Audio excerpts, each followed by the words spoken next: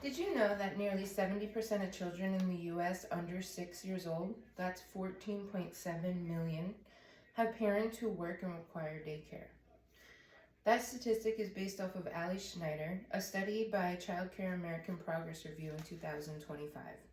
Unfortunately, childcare has become more of a consistent necessity, mostly due to society's financial demands.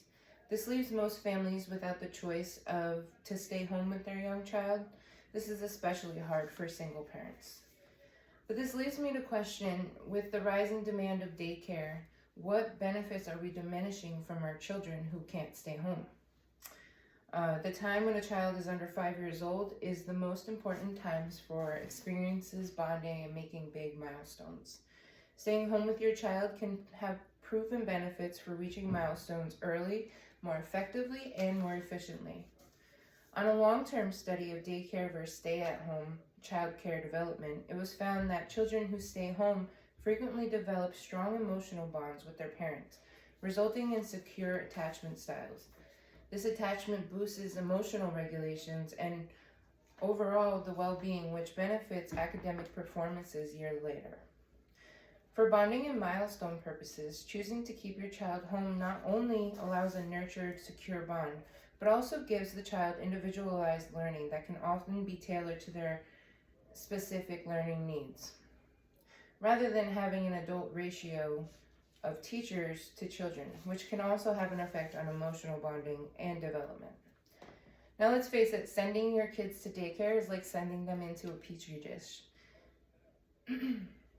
Children are rapidly facing increased exposure to common illnesses due to multiple interactions. While children under 5 play in daycare, they naturally have more interaction with their environment.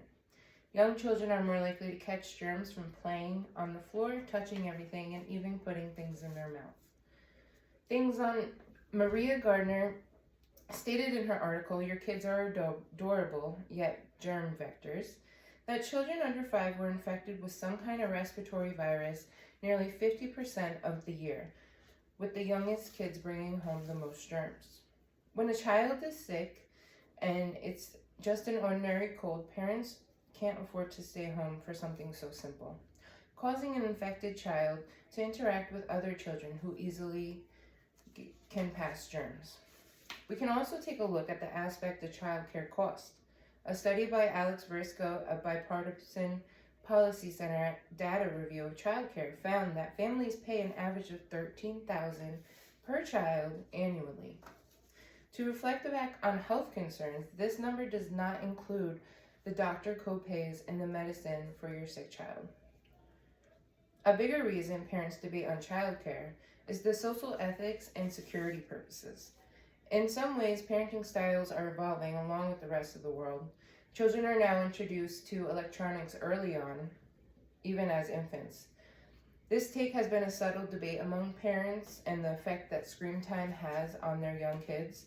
It's even been found that intense screen time at a young age can often lead to hyperactivity behavior or disorders. As society also changed, so does safety concerns. Safety is definitely a priority when it comes to childcare.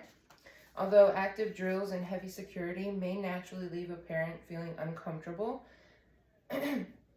some parents often believe that early intervention of social security is also disheartening to their young children.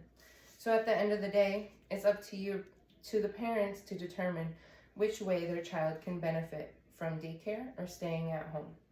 I would like to show you a picture of a statistic of the growing rapid rate after COVID with childcare demands. And you can see not only America is affected, but several countries with the rising cost of childcare and demand. So again, the option is up to you.